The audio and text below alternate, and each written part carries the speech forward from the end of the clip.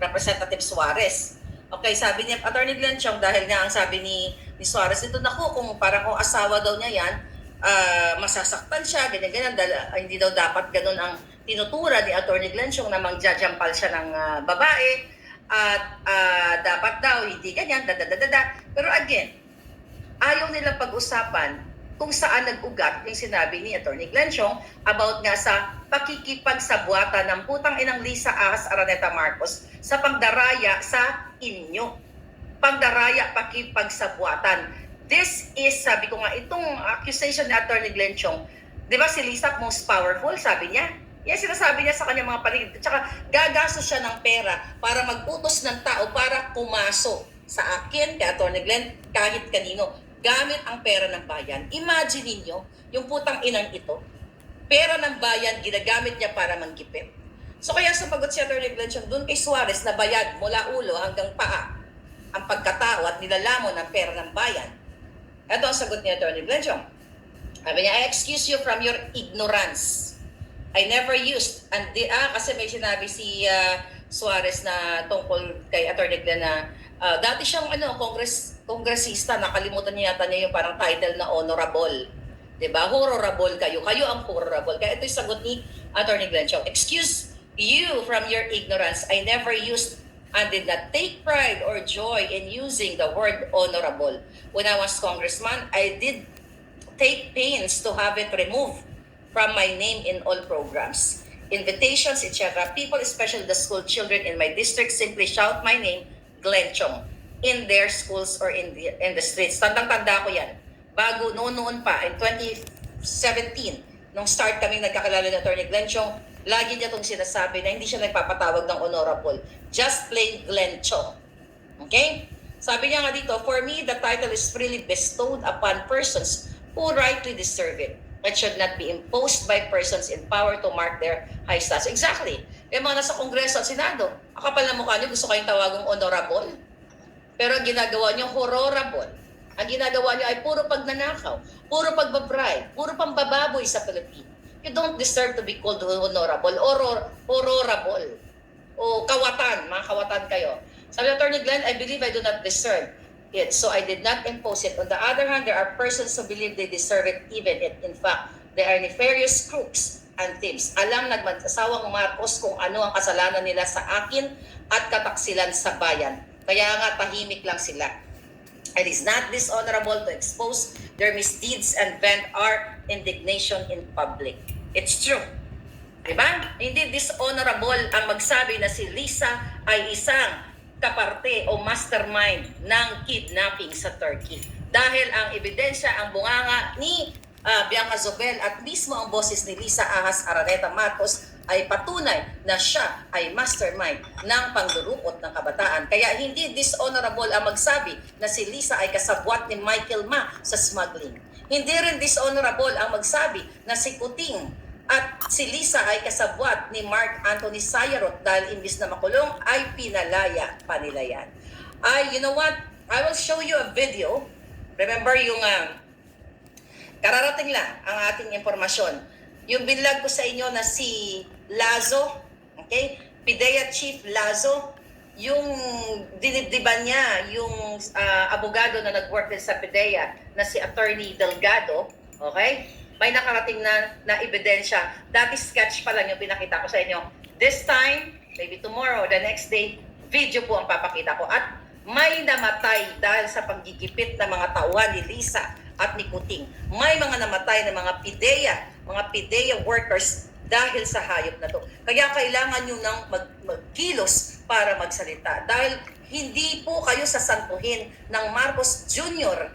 at ng Lisa Ahas sa kahit anong anong level, dahil kaya nilang gumurgur. May namatay na PIDEA worker. Hindi ko lang masabi yan kasi hindi ko pa na mahaba kasi yung report sa atin. But ito ay may kasamang video. Talagang kukulo ang dugo ninyo. Hindi ko intensyon na kukulo ang dugo ninyo. But you have to know. You have to know kung kaano kawalang iya, kahayop ang gobyerno ni Marcos Jr. at ni Lisa dahil hindi lang po kidnapping ang ginagawa, hindi lang smuggling, hindi lang pulburonic, kundi ang pagkitil sa buhay ng mga military. Itong mga kapulisan na nasa PIDEA na sa sobrang stress dahil tinanggalan everything, namatay ng walang ka-husti-hustisya dahil ginipit ni Lasso, ginipit ni Lisa, ginipit ni Marcos Jr. So you have to speak up, mga kababayan.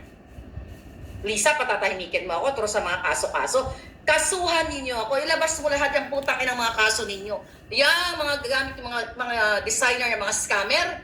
O, sige. I-file nyo lahat ang mga kaso. Dahil yung mga scammer na ginagamit mo, Lisa.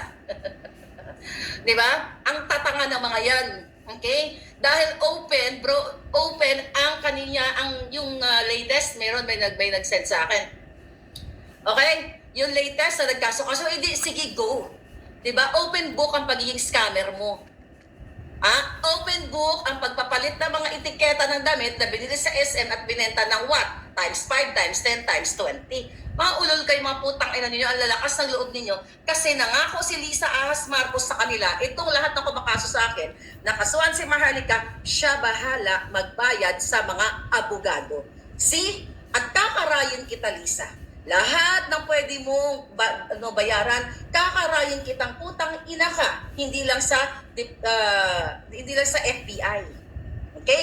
Kakarayin kita pati ang boses mo, ang pagkipagsabuatan mo sa kidnapping sa Turkey, ilalagay kita sa international. Dahil yan ang gusto mo, lahat nagyayabang pa yung mga designers na tumatawag pa sa kanya mga ito. You have to know. Kararating lang ng balita sa akin. Ito mga inutusan ni Lisa Ahas na magkaso against me. Maliban sa yung inuutusan niya ng mga senador kay Atty. Glenchong. Nagmamalaki pa, mga kababayan, na si Lisa Marcos daw ang mag-finance sa kanila basta kasuhan lang ako at guluhin ang buhay ko. Pwes, hindi ka magwawagi. Ikaw putang ina ka, Lisa. Ikaw ang smuggler, ikaw ang kidnapper. Iyan, yung scammer na sasaktan to mga hayop na to. Totoo na mga scammer kayo, mga buwakan ng ina nyo. Pero ang pagiging smuggler ni Lisa Araneta, smuggler, scammer, polboroni, tawatan. Oh, yan diretsyo. Kita mo kung gaano kaduwag ang babaeng ito? Dahil sila ay bangag, dahil ang pakiramdam nila mga palangga, gusto nila ariin o pag-aari ang Pilipinas. Kaya naman, dito sa charter change na gusto nilang isulong, yan ay para manatili sila sa pwesto at habang buhay kayong parusahan, habang buhay kayong apihin. Kasi tulad ng nangyayari kay Glenchong, kay Pastor Kibuloy, kay Teves, kay Bantag, kay General Macanas, at marami pang iba. At mga namamatay na mga pulis, mga military dahil sa stress at tinanggalan ng kanilang mga trabaho, naging floating, inilipat kung saan-saan, yung iba inatake sa puso. Ito ang nangyayari. Kaya galit na galit si Lisa at Marcos Jr. sa akin dahil ako lang, not only ako lang, marami, ito sa expose ko, iba-iba kaming linya. Iba si Mother Pebbles, iba si Sas, iba si Joey, iba si Atty. Glenchong, iba si, yung SMNI, iba, kanya-kanya kaming toka dahil hindi naman ko kaya na itake lahat ng mga issue. Diba? So, ako yung alam ko lang. Okay, yung may matibay lang tayo mga ebidensya na kailangan i-present dito. So, lahat ng kaso na gustong i-file sa amin kay Pastor Kibuloy, sabi ko nga, November pa lang, alam ko na yan, in-expose ko sa inyo. Si Lisa at si Marcos Jr. po ang behind yan para gipitin si Pastor Kibuloy at tanggalan ng prangkisa dahil nga kaalyansa sila ni Inday Sara. This is about Inday Sara Duterte and the Dutertes. Itong lahat ng ito kasi ayaw nilang magsalita tayo. Gusto nila maging tanga-tangahan lang ang Pilipino na wag nang sumagot kasi kung hindi kakasuhan ka. Ito po ang kanilang way para takutin tayo, para isuppress tayo. Katulad, again, yung mga nakikita nyong kinasuhan na. At ito, number 1, si Kong Teves, na dineclare na nilang terorista. Diba? Dineclare na nila na pinagtatamdan din ng kung ano-ano. But anyway, may abogado naman siya. Ipagtatanggol siya ng mga abogado niya o whatever, legal process. But ganun pa man, dito, mga kababayan, kaya galit na galit, yung Lisang hayop na yan, kaya nagkalaglag ka na sa hagdan. Nasusunod, yung ulo mo buka na yan. Okay? Lahat ng pagnanakaw mo, Lisa, lahat ng pag-impluensya mo sa mga tao, at pagsagot mo sa kanilang mga paggamit mo ng pera ng bayan para kasuhan o i-push si Atty. Glenn Chong para mag-disbar. Putang ina kang hayop ka. Buhay ka pa, sinusunog ka na sa impyerno at magbabayad ka sa lahat ng kademonyohan mo. Akala mo natatakot ako sa'yo? Hindi. Kasi kakarayin kita. Tandaan mo to, Lisa, kakarayin kita sa international. Nakaray ka na nga eh. Maliban sa reporting ko sa'yo sa FBI, ipaparinig ko, well, narinig naman ninyo na buong mundo, yang high-Louis mo, nakasabwat ka sa kidnapping, sa walang kamalay-malay na mga bata na pinahirapan mo at inilayo mo sa kanyang ina dahil sa pakipagsabwatan mo kay Francis Chua sa mga illegal na negosyo ninyo. Okay? Bakit gusto nyong pauwiin ang nanay? Okay? Maari ang nanay na ito ay maraming hawak, na ebidensya laban sa illegal activities ng kanyang asawa at maaring ikaw ang mastermind. The fact na ikaw ang tumawag kay Maria Lourdes Barcelona, asawa ni Teddy Boy Locsin. Atakin nyo po si Teddy Boy Locsin, dating DFA Secretary, pati si Enrique Manalo, na yan silang dalawa ay naging part sa pakipagsabwatan para dukutin at ilagyan, i-fabricate ang mga istorya or crime. Tanim kaso, exactly na ginagawa ni Lisa laban sa nanay. Anong magagawa niyo mga taong bayan?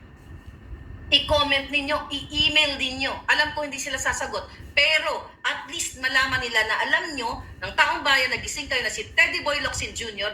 na dating DFA Secretary at ngayon, okay, si Manalo at itong si Ben Surto na ambassador ng Turkey ay mga kasabwat sila.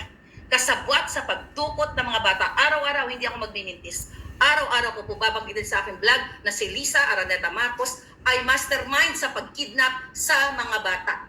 Binasa ko na sa inyo yung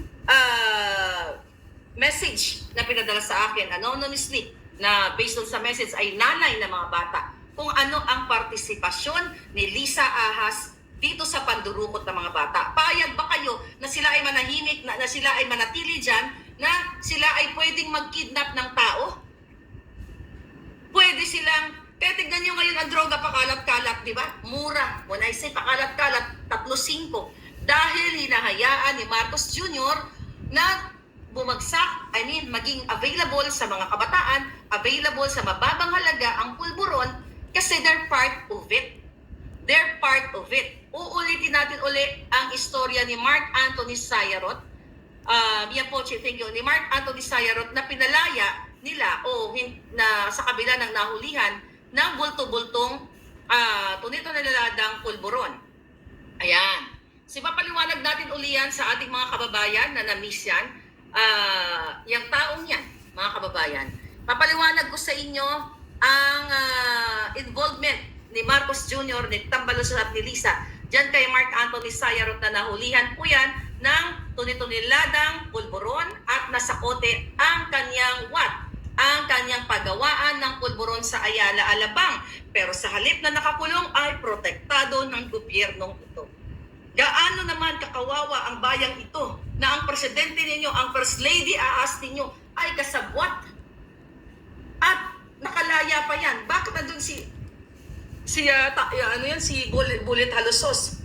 Kasi nung nagkaroon ng hinuhuli ang si Sayarot na yan, nagpapalit ng kotse,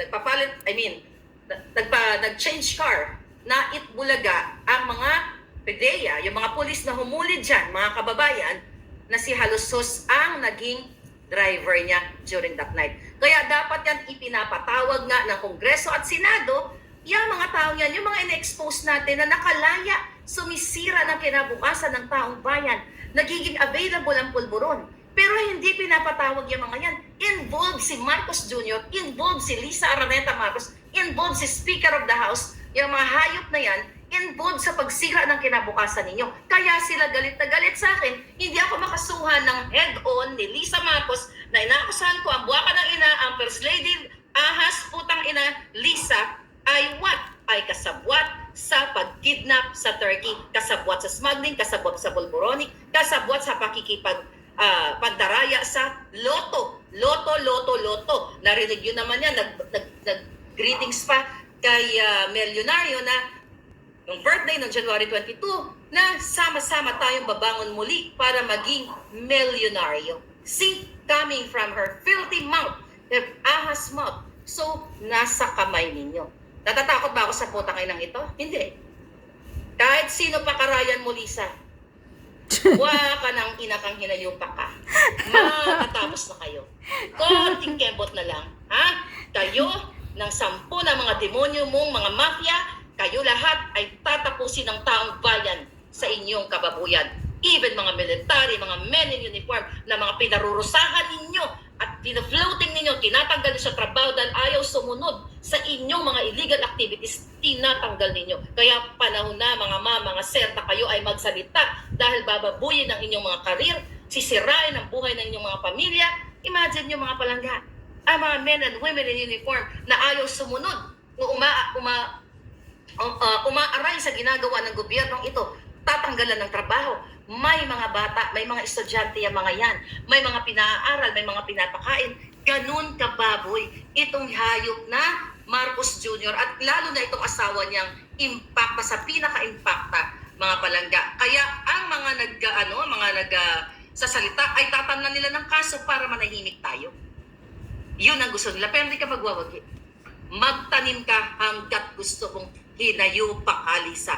Hindi kita titigilan. Araw-arawin ko ang taong bayan hanggang sa magising ang lahat na si Lisa Araneta Marcos ay mastermind po ng kidnapping sa Turkey. Diba? Again, kung ito ay kasinungalingan, bakit ayaw niyang lumaban ng head-on? Bakit ayaw lumaban niya kay Atty. Glenn Chong ng head-on? Kasi duwag ang buwaka ng inang yan. Bangag, ang alam lang yan, manggipit, magnakaw, magpanalo sa loto, makipagsabwatan sa droga. Ang mga pamilya niya ay kasabwat. Diba? Ang kanyang mga pinsan ay kasabwat sa mga pulburon. Pag nanakaw sa DSWD, ang dami mga palangga. Hindi ko nga ito matatapos. Sa dami ng mga nagsisend sa atin ng mga information direct from the government mismo, from that agencies. Hindi kakayanan ng powers ko pero I'll try my best. Kaya gusto nilang baguhin ang konstitusyon para manatili busalan, masahol pa ito sa diktatorya noong panahon ng senior. Dahil dito, hindi lang kayo patatahimikin, gugurgurin kayo, tatanggalan kayo ng kinabukasan. Kaya kayo mga sir, men and women in uniform, sayang po ang inyong mga honor, mga pinag-aralan na bababuyin lang kayo ng isang putot mudlo na si Lisa Ahas. Ako, tingin mo natatakot ako, Lisa? Putot mudlo, natatakot butod. ako? Sige, imbitahin mo pa lahat ng mga scammer na designer na pinibigyan mo ng pabor. Binibigyan mo ng mga project gamit ang pera ng bayan na baka ng inaka, imbis na ang asukasuhin nyo ay para sa taong Matusok bayan. na yung screen Mas ko. pinapaboran nyo ang mga designers na ngayon nagpapagawaan ng bahay. Mga hayop na kayo, tanginan yung lahat. Kayo ay mga asong ulol ni Lisa. Wala kayong maipagmamalaki. Kayo na mga nakakiss-ass sa kipay ni Lisa, mga designer na walang maipagmalaki sa kanilang mga amiga, sa inyong mga pamilya. Kayo ay kasabwat sa isang kidnapper na si Lisa dahil kayo ay nakikinabang sa pera ng bayan. Sa bawat pagbibigay sa inyo ng pabor, mga palangga, bawat pagbibigay ng pabor sa kanila ay what? Sila ay sumisira ng kinabukasan ng bayan. Kaya huwag nyo akong tinatakot-takot. Kukutsarahin ko yung mga kipay ninyo, mga ayos kayo. Kutsara na naman. Sabi ni Loida, na ano inamin palangga? Maharlika. Yan ang dapat ninyong malaman. Baka daw mag-martial law. Yan ang gusto nila.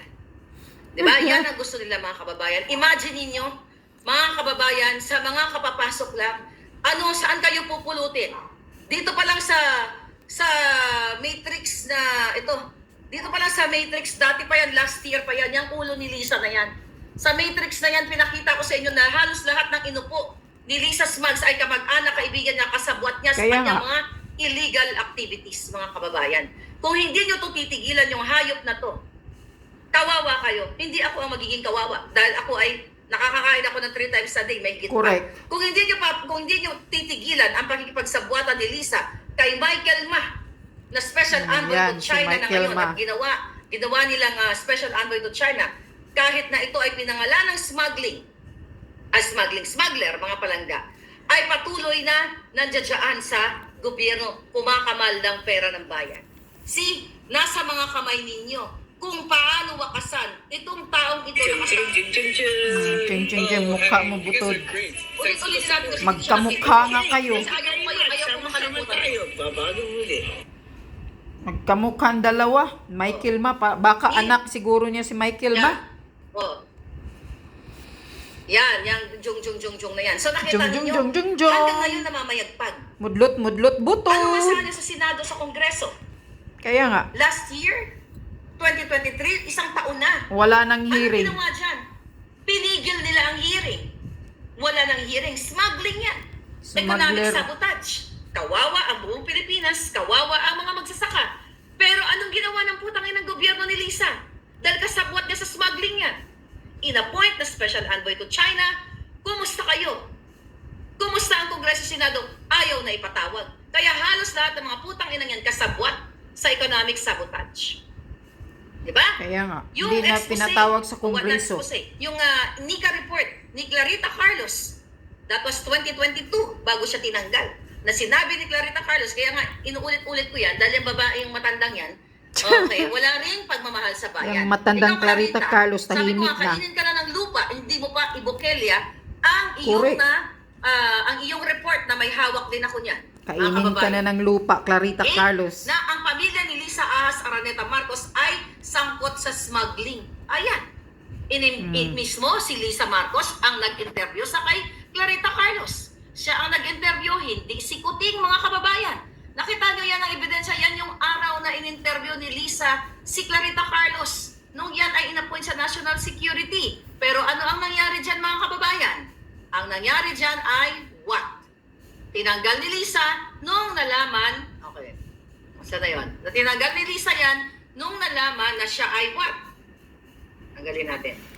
Nalaman ni Clarita, based on NICA report, na ang Marcos Jr., this was December of 2022 pa, ang pamilya nila ay kasabwat sa smuggling. Tinanggal si Clarita at sa halip binigyan ng generous allowance ni Lisa at inilipat sa opisina ni Speaker Tambaluslos ninyo.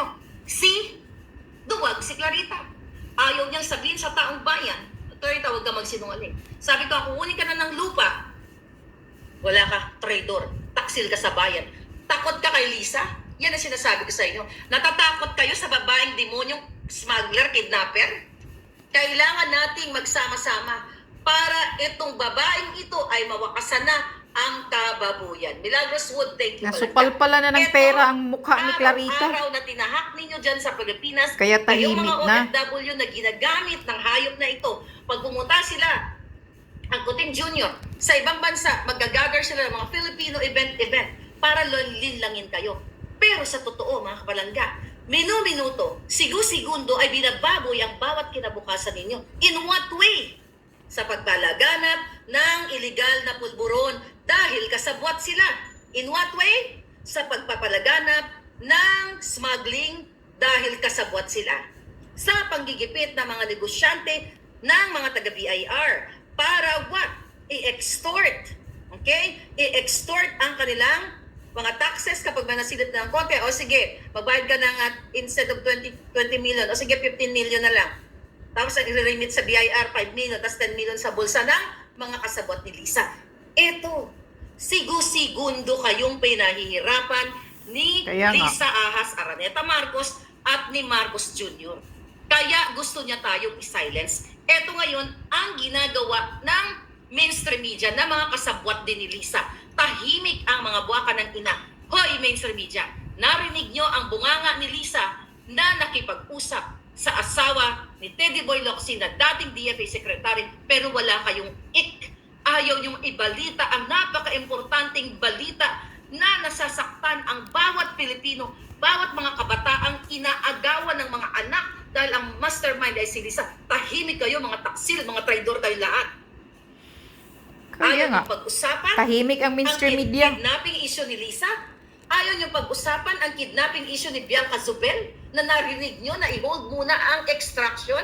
Extraction kahit sa ang definition ninyo, kahit sa ang i-google ninyo ang ibig sabihin ng extraction is what? Taken by force. Sapilitan. Sapilitan, pigilin, labag sa batas. High crime yan. At kung meron ng bitay sa Pilipinas, kulang ang bitay sa mga putang inang ito. panagutin. Pero tahimik ang mga kongreso. Tahimik ang mga taga-senado. Bakit?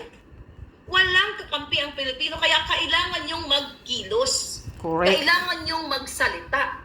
Tama. Dahil ako mismo, mga palangga, ay gusto nilang kitilin ang buhay.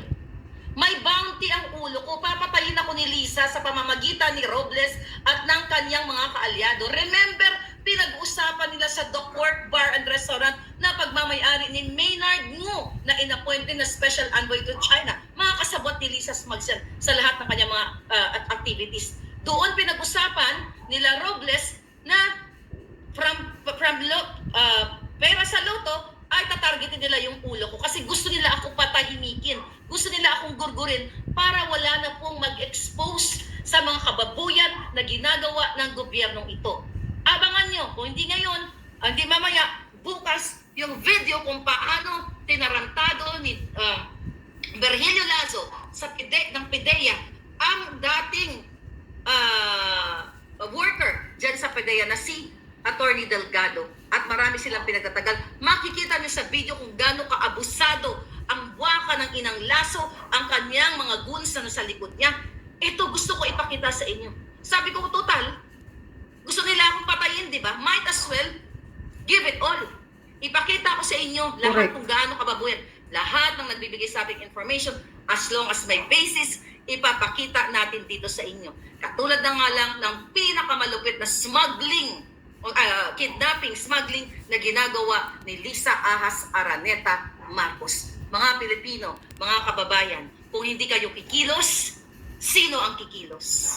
Kung hindi kayo magsasalita, sino ang magsasalita? Hindi lang ito mangyayari kay Maharlika, kay Glenn Chong, kay General Macanas, kay Pastor Kibuloy, kay Bantag, kay Teves o kung kanino pa, yung panggigipit ng gobyernong ito. Hindi sila nandyan para kayo ay proteksyonan. Kung di nandyan sila para kayo ay patahimikin. Nakita niyo naman sa social media, kasabwat din ang mga mainstream media na walang bayag, walang balls, na dating antay-antay Marcos, diktador-diktador. Pero dahil binayaran na, most of them, di Lisa Ahas Araneta Marcos, para manahimik, okay sila, at huwag tumilig sa gobyerno, kaya mga walang bayag, they are not for you, even mainstream media. Don't support them. You know why? Correct. They are for vested interest, personal interest sa kanilang mga negosyo. Dahil kung yan yung tinaguriang Fourth Estate, na supposedly ay tagapagsalita, katuwang ng taong bayan sa mga illegal. Itong boses ni Lisa pagiging mastermind niya sa pag-extract sa mga bata. Boses ni Bianca Zobel na pag-extract sa mga bata sa Turkey. Hindi pa ba sapat na magsalita ang mainstream media as Fourth Estate of Trade Malaysia and US stocks with zero commission. Get your free Apple share. Kaya nga, dapat kumilos na. Pero wala. They don't want to talk about it. Why? Maari sila ay nasungal-ngalan na ng pera ni Lisa. Ang mga inuulat nila ay mga kachipan, mga kalandian, ng mga kabataan, mga kapukpukan. Yan ang gusto nilang iulat. Mga nonsense na balita. Tama. Pero itong national issue na pagiging kidnapper, smuggler ni Lisa, wala ni sino man ang magsasalita ng pangalan ni Lisa. Ako lang, si Glenn Chong, at marami pang iba, at kayo, you're there, nandiyan kayo. At because of you, lalong lumalakas ang loob ng taong bayan na magsalita. And you, Filipinos, men and women in uniform, kayo na ngayon ay ginigipit, hindi lang sa PIDEA, sa PNP, sa AFP, you have to speak up, mga sir, mga ma. Itaya nyo na ang inyong buhay para sa Pilipino. Binababoy na ng hayop na butod, mudlo, putot, smuggler na si Lisa, kidnapper Ahas Marcos Jr., and sama-sama ng mga hayop na yan, ang pera ng bayan, binababoy kayong lahat. Wala nang saysay na mamuhay sa Pilipinas kung ang inyong presidente, maliban sa bangag, ang inyong presidente ay kasabwat lahat ang illegal activities. Walang saysay mabuhay sa magandang bayan kung ang mga taong ito nakaupo ay kinakamkam ang pera ng bayan. Kayong mga nasa Kongreso, wala kayong may pagmamalaki. Kayong mga nasa Senado ng mga tiwali, ang mga budget natin, trillion budget every year, pinambibili ng mga bahay ng kanilang mga kabit. ng kanilang mga asawa sa Paris, France, sa Amerika, sa iba't iba pang bansa. Samantalang kayo, ang bigas ay hindi nyo kayang bilhin kahit isang sako man lang, magkaroon man lang kayo ng stock sa inyong bahay in case of emergency o in case of tagulan o whatever. Kaya nga. Pero ang gobyerno ni Marcos Jr. ay patuloy na iniikot ang mundo para what? Nagtatransport ng kanilang mga nakaw na yaman, nagtatransport ng mga ninakaw nila sa PCSO, nagtatransport sa pera sa smuggling, sa Bureau of Customs, from DA na-transport all over the world. At what? Iniimbak na kawawa kayo. Kawawa kayo, kaya nasabi ko sa inyo, kahit sa huling patak ng dugo ko, hindi ako kailanman mapapatigil ng putang inang Lisa Ahas Araneta at ni Marcos Jr. Dahil pananagutin natin sila sa tulong ninyo. Kaya nga, ewan ko kay Inday, for sure nakikita niya ito. At ang mga taong matitino, may matitira pang matitino, ano pa ang ginagawa ninyo? You have to get up, speak up, dahil patuloy na binababoy, patuloy na ninanakawan na magandang kinabukasan ang inyong mga anak. At patuloy si Lisa nagtatanim ng mga kaso, fabricated crime, coming from the mother na inagawan ng anak, na kinidapan ng anak, yung binasa kong statement sa inyo kagabi, fabricated crime na tinulungan ni Lisa Araneta Marcos si Francis Chua para maisakatuparan yung fabricated crime sa pakipagsabwatan ng DOJ, DFA, Philippine Consulate General sa Turkey, lahat na nakipagsabuatan para mahila nila o makuha nila ang mga bata. Nagwagi sila sa mga bata, pero sa nanay hindi. And later on, this year of February 8, 2024, ay na-dismiss na nga itong kaso. Bakit? Bakit na-dismiss? Kasi napag-alaman natin yung nagkaso pala na 4 dito sa mother na kinidnap ang anak ay pinangakuan ni Lisa Ahas Araneta Marcos sa pamamagitan ng kanyang aliporis na babayaran niya. Babayaran niya yung 4 na nagkaso. Kaso, dinurobo niya, binudol niya. Okay? Ito, hawak ko yung case. Okay? Binudol niya. Dapat magsalita itong mga, itong mga taong ito eh. Okay? Binudol niya. Hawak ko court documents itong hawak ko. Okay? Dahil binudol ni Lisa, ni Francis, at lahat ng mga kasabwat nila, itong mga taong inutusan para magkaso, hindi binayaran ayon sa ating puting ahas. Kaya naman, winidraw po ang kaso nila. Ito, si Gatmaytan, Domingo, Gatmaytan, Domingo, Malaran, at Madlang Bayan. So dahil hindi binayaran, which is yun ang pangako para mag-file ng case laban sa nanay while in Turkey. Tiyan mo, gano'n ka mambubudol? Pangakuan. Kaya nga, pinangakuan, tapos after that, hindi binayaran. Pinakuha ng multi-million, kaso hindi ibinigay. Kararating lang na information yan sa akin. You know, kapag matulog ako ng buong gamaga, ako nakatulog kanina, so chinecheck ko yung mga message. Yan, isa yan, buti naalala ko. Kaya pala nag-withdraw dahil hindi binayaran ni Lisa sa pangako. Kaya tong 4 na to, kung talagang, the fact na sumunod kayo, actually, para sa ngalan ng pera at hindi kayo nabayaran, you're part of the problem. But at least you redeem yourselves. Maybe you can be a whistleblower or something. But sa case natin ngayon, may hindi tayo mananalo sa kaso dahil hawak ni Lisa lahat. Dahil siya ang nag-upo sa mga putang inang yan. Sa DOJ, lahat hawak niya. So wala tayong kakampi. Wala kayong kakampi. The only thing that you can do sa Pilipinas, tanggalin ang pulburonik, tanggalin ang smuggler, ang kidnapper sa Malacanang. Tanggalin ang pamilyang ito na patuloy na papatay sa inyong mga anak, sa inyo lahat ng hayop na yan. Kaya dapat nyong kumilos. Ano pang inaantay ninyo? Sinimulan ko, 2 taon ako, magdadalawang taon ako nagdadakdak dito. Yeah. You hated me so much when I started speaking up dahil akala ninyo, ang sabi ng iba, hindi lang nabigyan ng posisyon, Peter lang, which is I am not qualified para magtrabaho sa government dahil Amerikana. Okay? Ngayon, Amerikana ang ating peg. Okay? So yan ang sabi nila ng kampo ni Lisa. 2 years for 2 years. Kinaya ko. Kayo. Ngayon pa lang yung iba. And I'm grateful. Military, police, na ginigipit ni Lisa. Siguro kung ako ay naging